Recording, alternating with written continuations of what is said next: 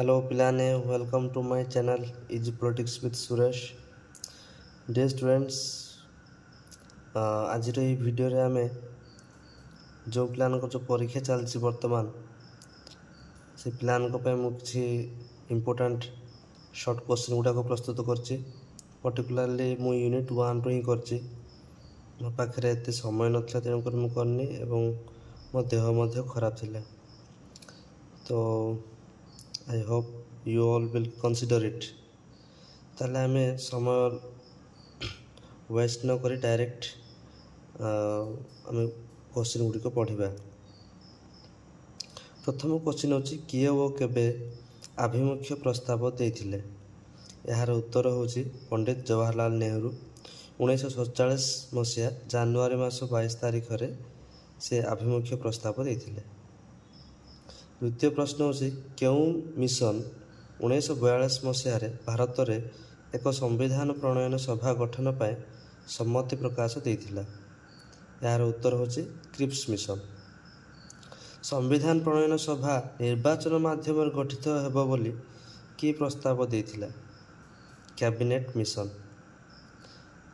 4 number question होची संविधान प्रणयन सभार मोट सभ्य संख्या केते हेबो बोली स्थिर कराइथिला। 389। किंतु परवर्ती मुहूर्त जेतेबेले कि मुस्लिम लीग पृथक होइथिले तापरे एही जो नंबर थिला से नंबर चेंज हेतिला। 5 नंबर क्वेश्चन होची संविधान प्रणयन सभार प्रथम बैठक केबे होइथिला।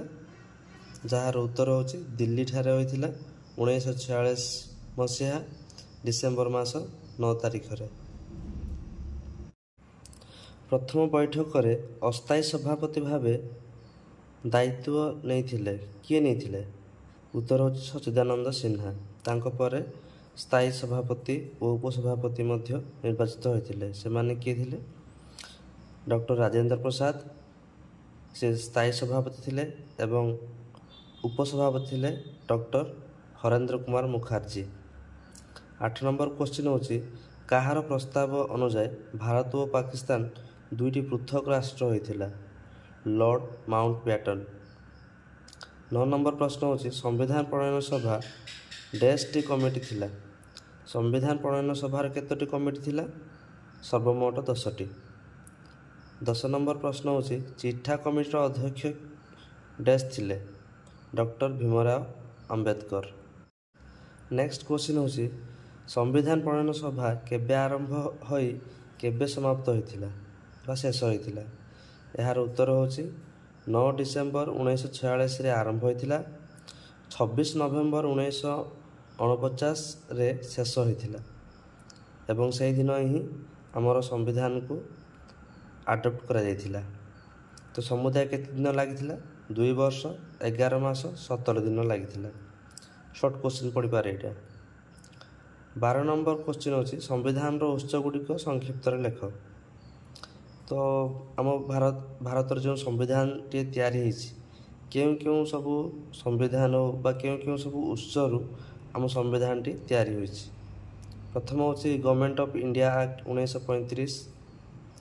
तापरे पार्लियामेंटरी सिस्टम जोटा कि आम देखुछ भारत रे ताको बा सेही जो सिस्टमटा आम ड्रॉ करछु यूके ठारू। Fundamental rights and federal system संघीय व्यवस्था एटा आम एटा जो ए व्यवस्था आम आनीचु सेटा होची युक्तराष्ट्र अमेरिका रो। डीपीएसपी बा directive principle of state policy राष्ट्र निर्देशक नीति एटा केउ देश ठारू आम इंस्पायर हेचु आयरलैंड ठारू। जरूरीकालीन व्यवस्था बा इमरजेंसी प्रोविजन जर्मनी रो। एफडी माने कोन सेटा होची फंडामेंटल ड्यूटी बा मौलिक कर्तव्य। This we have borrowed from the USSR जोटा कि 1991 मसीह जार कि विघटन होता ताको आम ओडिया कहूँ पूर्वतन सोवियत रूस बा सोवियत यूनियन मध्य कहू। वर्तमान आम चैप्टर 2 फर्स्ट यूनिट चैप्टर 2 होची प्रिएम्बल। भारत संविधान प्रस्तावना कौन। यह होची संविधान रो मुखशाला बा प्रवेश कक्ष। द्वितीय नंबर क्वेश्चन होची संविधान रो ପ୍ରସ୍ତାବନା କାହା ଆଧାରରେ ପ୍ରସ୍ତୁତ ହୋଇଛି? ଜବାହରଲାଲ ନେହେରୁଙ୍କ ଉଦ୍ଦେଶ୍ୟ ସଂକଳ୍ପ ଆଧାରରେ ପ୍ରସ୍ତୁତ ହୋଇଛି। 3 ନମ୍ବର କ୍ୱେଶ୍ଚିନ୍ ହେଉଛି କିଏ କହିଥିଲେ ପ୍ରସ୍ତାବନା ହେଉଛି ସମ୍ବିଧାନର ପରିଚୟ ପତ୍ର ବା ସମ୍ବିଧାନ ମାନେ କନଷ୍ଟିଟ୍ୟୁସନର identity card? N.A. Palkhivala. 4 number question ହେଉଛି ପ୍ରସ୍ତାବନାରେ ଧର୍ମନିରପେକ୍ଷ, ସମାଜବାଦୀ ଓ ଅଖଣ୍ଡତା, ଯାହାକୁ କି ଇଂରାଜୀରେ ସେକ୍ୟୁଲାର, ସୋଶାଲିଷ୍ଟ, ଇଣ୍ଟିଗ୍ରିଟି, ଏହି ଶବ୍ଦ ଗୁଡ଼ିକ କେବେ ଯୋଗ କରାଯାଇଥିଲା? 1946 ମସିହାରେ ଯେଉଁ 42ତମ ସମ୍ବିଧାନ ସଂଶୋଧନ ହୋଇଥିଲା ସେତେବେଳେ ଏହି 3ଟି ଶବ୍ଦ ଗୁଡ଼ିକକୁ ଯୋଗ କରାଯାଇଛି। ସାଧାରଣତନ୍ତ୍ର କାହାକୁ କୁହାଯାଏ? ଯେଉଁ ଗଣତାନ୍ତ୍ରିକ ଶାସନ ବ୍ୟବସ୍ଥାରେ ରାଷ୍ଟ୍ର ମୁଖ୍ୟ ବା ଆମେ ରାଷ୍ଟ୍ରପତି କହୁଛୁ ଜନସାଧାରଣଙ୍କ ଦ୍ୱାରା ନିର୍ବାଚିତ ହୋଇଥାନ୍ତି ତାକୁ ସାଧାରଣତନ୍ତ୍ର କୁହାଯାଏ।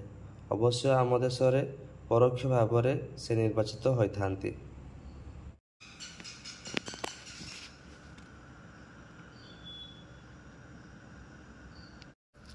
ପ୍ରସ୍ତାବନାରେ ଲିଖିତ ସ୍ୱତନ୍ତ୍ରତାର ଅର୍ଥ କ'ଣ? ନିୟନ୍ତ୍ରଣ ବା ପ୍ରତିବନ୍ଧକର ଅନୁପସ୍ଥିତି। 7 ନମ୍ବର କ୍ୱେଶ୍ଚିନ୍ ହେଉଛି ଭାରତୀୟ ସମ୍ବିଧାନକୁ କାହିଁକି ଦୀର୍ଘତମ ସମ୍ବିଧାନ କୁହାଯାଏ?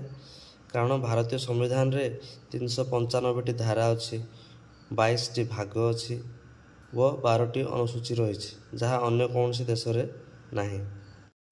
3 ନମ୍ବର ଚାପ୍ଟର ହେଉଛି ଫଣ୍ଡାମେଣ୍ଟାଲ ରାଇଟ୍ସ ଓ directive principle of state policy ଉପରେ। ପ୍ରଥମ ପ୍ରଶ୍ନ ହେଉଛି ସମ୍ବିଧାନର କେଉଁ ଭାଗ ଓ କେଉଁ ଧାରା ମଧ୍ୟରେ ମୌଳିକ ଅଧିକାର ବର୍ଣ୍ଣନା କରାଯାଇଛି? ତୃତୀୟ ଭାଗ 12ରୁ 35 ଧାରା ମଧ୍ୟରେ। ଦ୍ୱିତୀୟ ନମ୍ବର ପ୍ରଶ୍ନ ହେଉଛି ଭାରତୀୟ ସମ୍ବିଧାନର ମୌଳିକ ଅଧିକାର କେଉଁ ଦେଶକୁ ଅନୁସରଣ କରି ପ୍ରସ୍ତୁତ ହୋଇଛି? ଏହାର ଉତ୍ତର ହେଉଛି ଯୁକ୍ତରାଷ୍ଟ୍ର ଆମେରିକା, ବିଶେଷ କରି ଯୁକ୍ତରାଷ୍ଟ୍ର ଆମେରିକାର ବିଲ୍ ଅଫ୍ ରାଇଟ୍ସ। ନେକ୍ସଟ ପ୍ରଶ୍ନ ହେଉଛି ମୌଳିକ ଅଧିକାର କେଉଁ ଗଣତାନ୍ତ୍ରିକ ଆଦର୍ଶକୁ ପ୍ରୋତ୍ସାହନ କରିଥାଏ? ରାଜନୈତିକ ଗଣତନ୍ତ୍ରକୁ। ମୂଳ ସମ୍ବିଧାନରେ ଥିବା ସମ୍ପତ୍ତିଗତ ଅଧିକାର କେଉଁ ଧାରାରେ ସ୍ଥାନିତ ହୋଇଛି?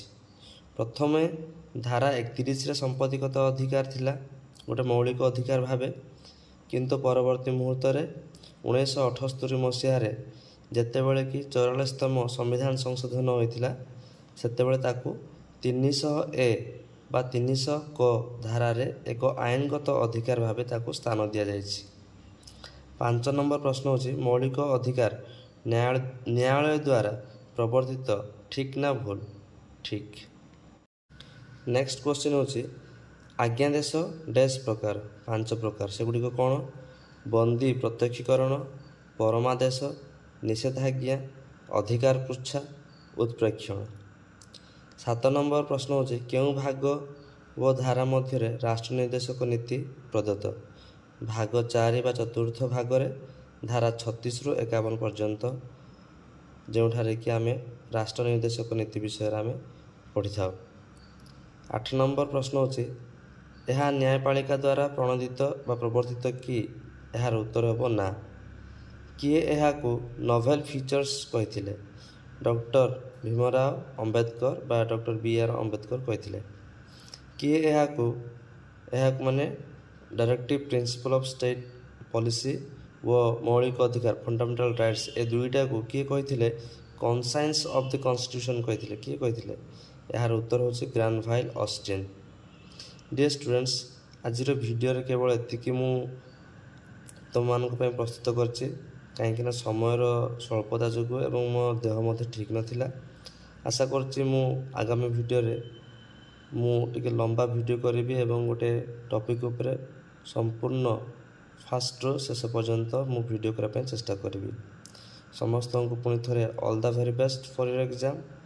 ଏବଂ ଶେଷରେ ଏତିକି କହିବି ଯେ ଯେଉଁମାନେ କି ମୋ ଚ୍ୟାନେଲଟିକୁ ପ୍ରଥମ ଥର ପାଇଁ ଆସିଛ ଭିଡ଼ିଓଟିକୁ ଲାଇକ୍, ସେୟାର ଆଣ୍ଡ ସବସ୍କ୍ରାଇବ୍ କର ଏବଂ ଆଗାମୀ ଭିଡ଼ିଓରେ ଆମେ ଏକ ନୂଆ ବିଷୟରେ ଆଲୋଚନା କରିବା। Till then bye and take care.